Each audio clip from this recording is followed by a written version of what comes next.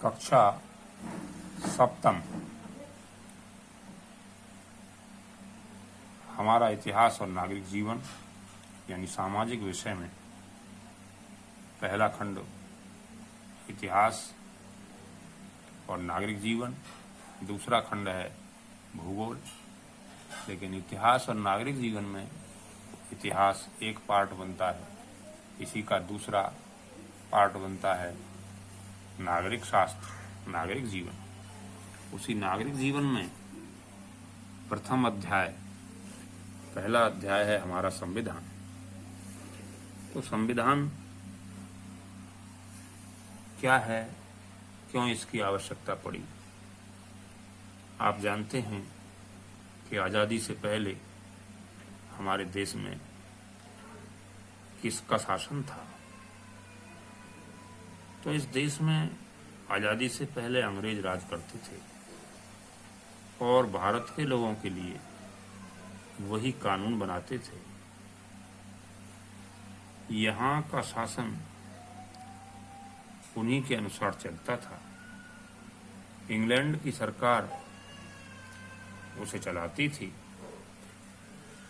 कई भारतीय लोगों के मन में ये प्रश्न बार बार आता था कि भाई दूसरे देश के लोग हम पर शासन करते हैं, वो हमारे लिए कानून बनाते हैं, वास्तव में ये उचित नहीं है। और इसी कारण आज़ादी का संघर्ष शुरू हुआ। आज़ादी मिलने के बाद भारतीय लोगों ने अपना कानून बनाने और शासन चलाने का हक प्राप्त कर लिया। अब इतना बड़ा देश, इसमें बहुत सारी गतिविधियां हैं, बहुत सारे विभाग हैं, बहुत सारे काम हैं, बहुत सारे धर्म हैं, बहुत सारी नौकरियां हैं, बहुत सारे पद हैं। इन सब बहुत सारे लड़ाई झगड़े के मामले हैं, बहुत सारे संपत्ति के मामले हैं। इन हजारों मामलों में सोचना, इनके विषय में कानून बनाना कोई बहुत सरल काम तो नहीं था। तो इस काम के लिए कोई अकेला व्यक्ति भी नहीं कर सकता था। तो भारत के हर प्रांत से पुरुषों और महिलाओं ने आज़ादी की लड़ाई लड़ी थी। इसलिए ये भी जरूरी था कानून बनाने में हर प्रांत के पुरुषों महिलाओं का हाथ होना चाहिए। इस काम को करने के लिए सन 1946 में एक संविधान सभा बनाई गई, जिसमें 389 लोग थे जो भारत के हर प्रांत से आए थे। उनमें से सरोजिनी नायडू, विजय लक्ष्मी पंडित, मौलाना अबुल कलाम आज़ाद, जवाहरलाल नेहरू आदि। इस सभा के अध्यक्ष थे डॉक्टर राजेंद्र प्रसाद। संविधान सभा की एक प्रारूप समिति थी, ड्राफ्टिंग कमेटी, जिसे संविधान लिखने का काम दिया गया था। इस समिति के अध्यक्ष थे डॉक्टर भीमराव जी अम्बेडकर। 26 नवंबर 1949 को स्वतंत्र भारत के संविधान को स्वीकार किया गया और 26 जनवरी 1950 को संपूर्ण भारत में इस संविधान को लागू किया गया। इसीलिए हम 26 जनवरी को गणतंत्र दिवस के रूप में मनाते हैं। शायद आपने कभी सुना होगा कि भारत एक लोकतांत्रिक देश है। सरकार बनाने और बदलने में सभी लोगों की भागीदारी होनी चाहिए। लोकतांत्रिक देश में राष्ट्रपति, प्रधानमंत्री, मुख्यमंत्री, कोई भी व्यक्ति, चाहे वह कितने भी ऊंचे पद पर हो, अपनी मनमानी नहीं कर सकता। पूरी सरकार भी अपनी मनमानी नहीं कर सकती। जिस देश में लोकतांत्रिक सरकार होती है वहाँ एक संविधान होता है। संविधान में देश के कामकाज के बारे में बहुत सारी बातें लिखी हैं। देश के प्रत्येक नागरिक को संविधान के अनुसार ही काम करना पड़ता है।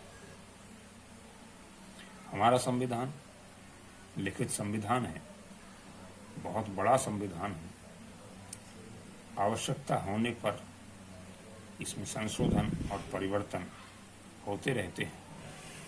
मूल संविधान में 22 भाग हैं, 395 अनुच्छेद हैं, आर्टिकल्स हैं और 8 अनुसूचियां हैं। अब अनुसूचियां बढ़कर के 12 हो गई हैं। सबसे पहला भाग संविधान का प्रस्तावना है, जिसमें संविधान के उद्देश्य दिए गए हैं। संविधान के उद्देश्य प्रस्तावना में दिए गए हैं, उसकी कुछ बातें हैं, जैसे प्रभुत्व संपन्न राज्य, भारत की सरकार आंतरिक और बाहरी मामलों में अपनी इच्छानुसार आचरण और कार्य करने को स्वतंत्र है। बाहरी मामलों में, बाहरी देशों के साथ, इसलिए भारत को प्रभुत्व संपन्न राज्य कहा गया। दूसरा, समाजवाद। हमारा लक्ष्य समाजवादी राज्य की स्थापना करना है। समाजवाद का अर्थ यह है कि सरकार लोगों की आर्थिक स्थिति में समानता लाने का प्रयास करे, यानी सभी लोग, उनकी आर्थिक स्थिति समान रहे। पंथ निरपेक्ष किसी विशेष धर्म को राजधर्म के रूप में मानता नहीं है। सब धर्मों के साथ समान व्यवहार की बात कही जाती है। लोकतंत्रात्मक गणराज्य, इसका अर्थ यह है कि भारत की सरकार जनता के लिए और जनता द्वारा चुनी जाती है, इसलिए इसे लोकतंत्रात्मक कहा जाता है। भारत का राष्ट्रपति ऐसा नहीं है कि जिसका पिता राष्ट्रपति हो उसका बेटा राष्ट्रपति बन जाए। ये वंशानुगत न होकर निर्वाचित होता है, और यही जनता द्वारा निर्वाचन की जो स्थिति है, यही गणराज्य कहा जाता है। इसके लिए इसमें मानव अधिकार की बात कही जाती है। मानव अधिकार जन्म से ही शुरू हो जाते हैं और जीवन भर साथ रहते हैं, चाहे व्यक्ति किसी भी सामाजिक, आर्थिक स्तर, जाति, धर्म से संबंध रखता हो। 10 दिसंबर 1948 को संयुक्त राष्ट्र संघ की महासभा में मानवाधिकारों की सार्वभौमिक घोषणा की। पूरा विश्व 10 दिसंबर को मानव अधिकार दिवस के रूप में मनाता है। भारत में मानव अधिकारों की रक्षा के लिए 1993 में राष्ट्रीय मानवाधिकार आयोग का गठन किया गया है। हमारे मौलिक अधिकार, फंडामेंटल राइट्स कौन कौन से हैं? हमारे यहाँ 6 मौलिक अधिकार हैं। पहला है समानता का अधिकार। समानता का अधिकार क्या है? कि किसी भी व्यक्ति को उसके जन्म के आधार पर, स्त्री या पुरुष होने के आधार पर, या विशेष जाति का होने के आधार पर, किसी धर्म का होने के आधार पर, सामाजिक जगह जैसे दुकान है, होटल है, सिनेमा घर है, इनमें जाने से कोई रोक नहीं सकता, और सरकारी नौकरी में भी सबको समान अवसर दिया जाए। ये है समानता का अधिकार। स्वतंत्रता का अधिकार। दूसरा, सभी नागरिकों को विचार और अभिव्यक्ति स्वतंत्रता है कि अपने विचार वो व्यक्त कर सकता है, शांतिपूर्वक सम्मेलन कर सकता है, लड़ाई झगड़ा ना हो, सभा की जा सकती है। देश के नागरिकों को शांति या कानून बनाकर अपने अधिकारों के लिए लड़ने की आज़ादी है।